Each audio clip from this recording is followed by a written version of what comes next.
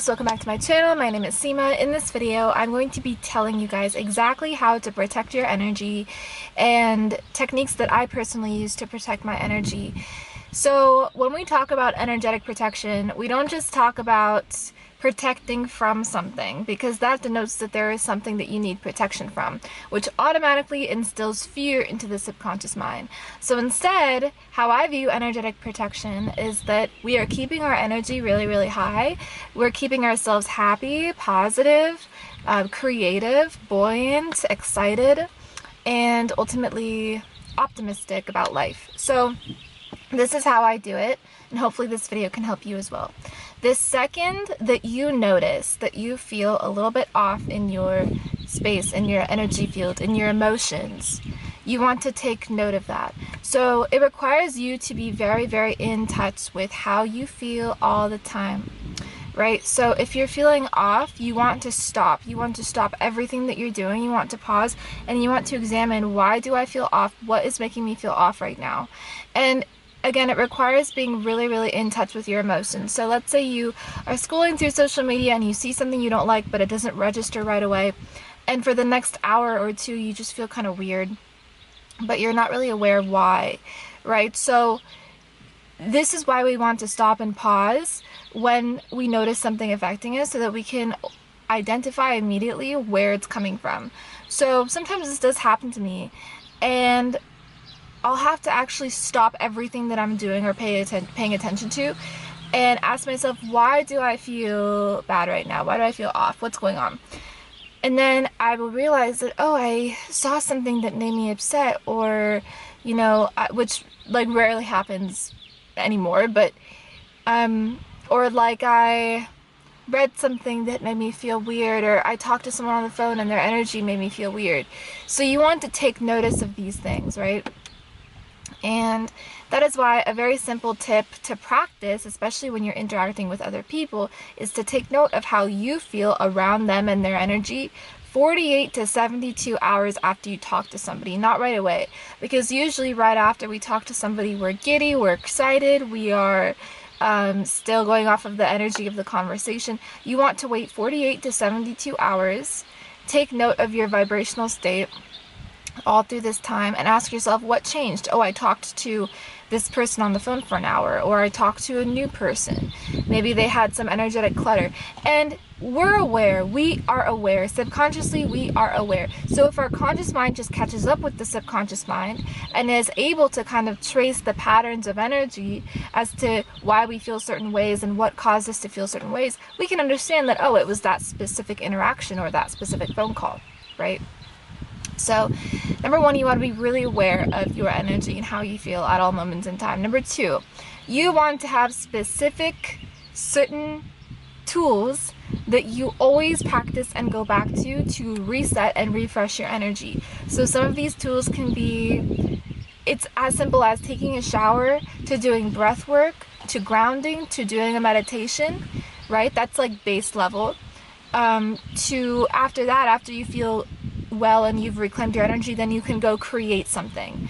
That creative energy is how you really know that you are riding high in your frequency and you're able to kind of harness back your energy and provide. Because when we're a full cup, then we can give, right? So creativity is always a good sign of a healthy mind and a healthy mind-body connection and a healthy vibration. So first, you want to come back to self. You want to ground using what? Water, earth, air, or fire elements, right?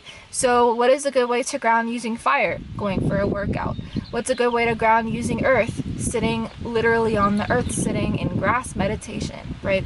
What's a good way to connect to oneself? Using the element air, using frequency vibrations to kind of ground yourself. You could do Om, chants, vibrations, mantras. And lastly, to use water, taking a shower, things of that nature. Actually, showers and swims and stuff are very, very refreshing and cleansing. If you could go to the ocean, that's your best bet, right? So this is how we come back to self and ground again. And ultimately, our energy is extremely sacred. It's extremely wealthy. We carry wealth codes that we may not even be aware of because we're so distracted by the world and by other people's problems and drama and social media and trends and all this stuff, right? But if we just silence everything, act nomadic, cut everything out for a bit, and just came back to self, we would find that we are the universe. We would understand that. We would feel that we are the universe. We would feel that vibration. We would be able to ride that frequency of creation and thereby create things, right?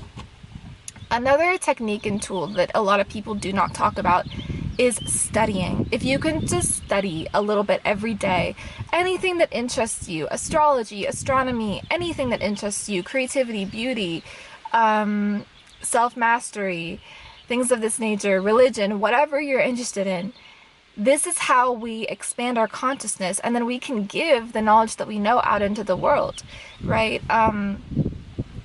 So super important to create, super important to study, right? I always say that, you know, whatever you want to do, you can do. And even if you think you're not good at something, just by doing it over and over again, by practicing that, it becomes a skill set of yours.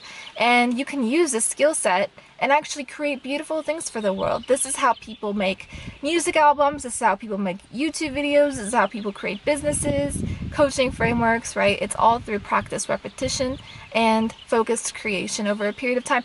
And we cannot do this if we are distracted by the world. That is why, personally, when I started my business, I said, no more dating. Because you cannot do two things at once, right? Energetically, if you understand how energy works, you'll know that in order to grow something successful, you cannot do two different things at the same time. So for example, I teach this in my classes. So for example, if you are growing a business, which is pentacles, right? Then you cannot grow a relationship at the same time, which is cups, the element of cups, the element of, from tarot, the element of cups, which is something to do with human relations and love and all of that. So they're two very different energies. Right now you can have business partnerships and you can have colleagues and professional relationships and all of that, but if you want a personal relationship, better to have the business side kind of secured first, right? So this is part of what I teach, is to streamline your focus really, really well, so that your energy is not scattered and spread, because it is possible to multitask only when we understand where we're going. Other than that, it is not possible to multitask, especially for manifesting something, you know? Then all of your energy has to be towards what you're manifesting. Even if you're manifesting many, many, many different things, many, many, many different businesses, put all of your energy into your manifestations. Don't spread it out into the world with, you know, he said, she said, drama, dating, all these things, all these factors. They're very distracting, okay? Especially if you're trying to build a business. And actually build yourself in the process, right? So this is just something that I teach and coach. Listen, everything is connected to everything else, you know? The things we consume in our body affect our business as well. Everything is so interlinked. How much sleep we get directly correlates to how well we can serve our clients. It's insane. Everything is energy. And so when one understands business energetics, you understand why it is so important to conserve your energy and to cleanse your energy and come back to a neutral state and then a creative state after that, okay? So really important to have hobbies, really important to have things that you love to do, creative things that you love to do that you can always go back to. That is your best bet to maintaining a clear, pure, and focused vibration, and to maintaining a vibration that is authentically you and authentically yours. So I hope you guys enjoyed this video. Thank you so much for watching. I love you very much. Subscribe for more, comment down below, and I will talk to you in the next one. Peace.